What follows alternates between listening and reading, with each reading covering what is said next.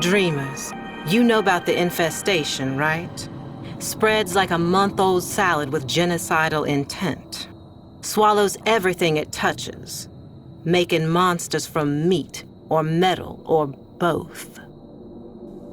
Do not be taken by its adorable appearance. It means to leak and smear all over my pristine insides. Well, these days it's mostly contained.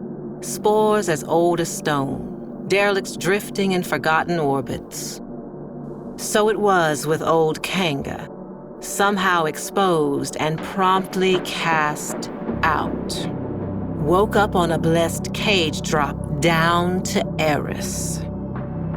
But should some sad soul catch the gray vein, well, every culture has its plague dogma. But maybe there's something more to this infestation, something we all missed.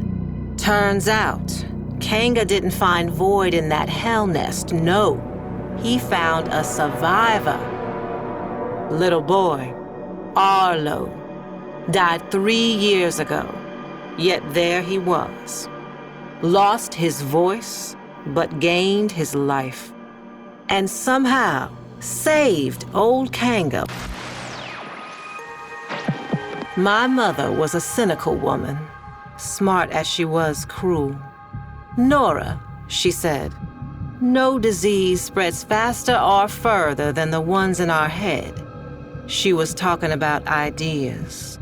Mine was that old Kanga and his Wonder Boy would have been splayed out in some bio-trader's lab by now, or blood studies for the Grenier Command.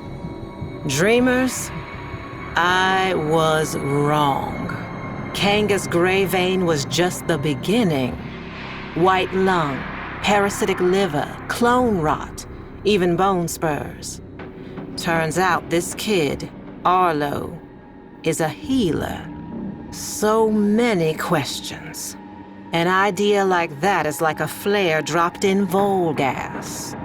Now the sick and curious are flocking the rails to see this emissary of Eris. And who speaks for Arlo the Mute?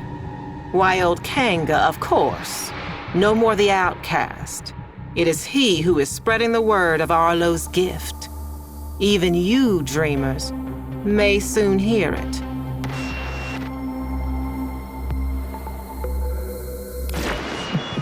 Whether you're bad news first or bad news last, tonight I got you covered, 'cause bad news is all we got.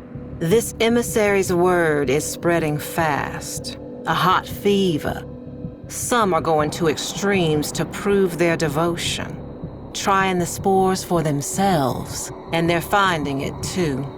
Some lunatic spikers jacked the solar nav and flagged the derelict zones for all to see.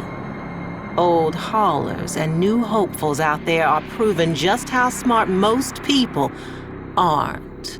Yet Kanga's ranks are growing, arming themselves for the safety and security of our emissary, setting the stage for a great assembly to come. Buzz is,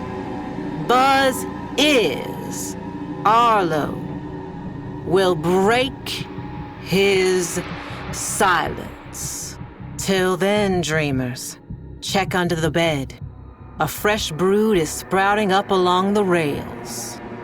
And it seems they have the scent of those blessed by the emissary's touch. Y'all did see this coming, right, dreamers? Surely did, but not like this. A grand gathering before the emissary and his speaker. Standing room only. Bodies pressed to bodies. A great overheated mass breathing as one. Waiting for their beloved healer mute to speak. Kanga hushed the crowd.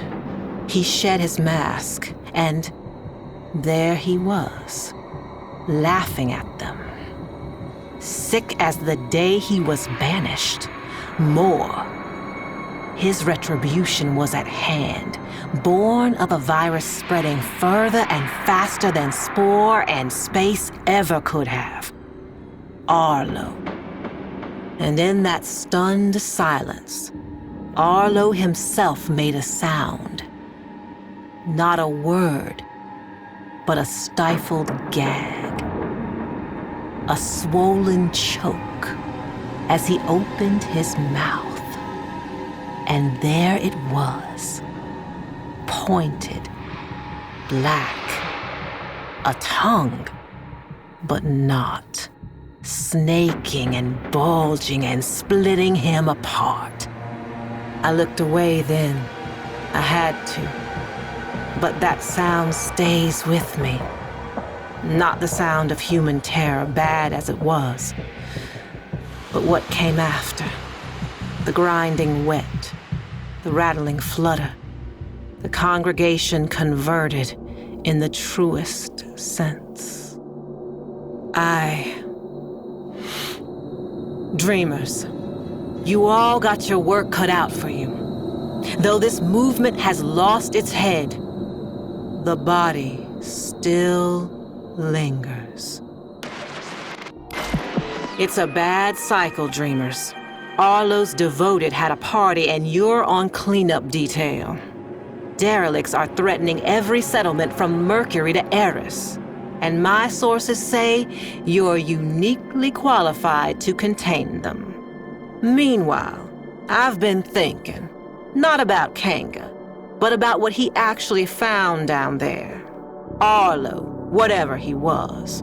Some kind of lure? An evolution to bait us in? Is there more to this infestation than fangs and acid? I know what my mother would say.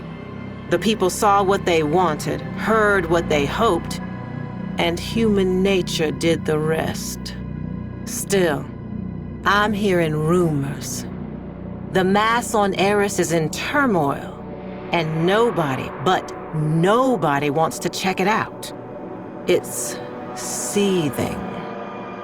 And if it's not thinking about this whole ordeal, baby, it's feeling it. This is Nora Knight, saying for now, dreamers, so long and hold on. And listen, should you ever happen upon some vacant-eyed little kid someday, whatever you do, don't take him home.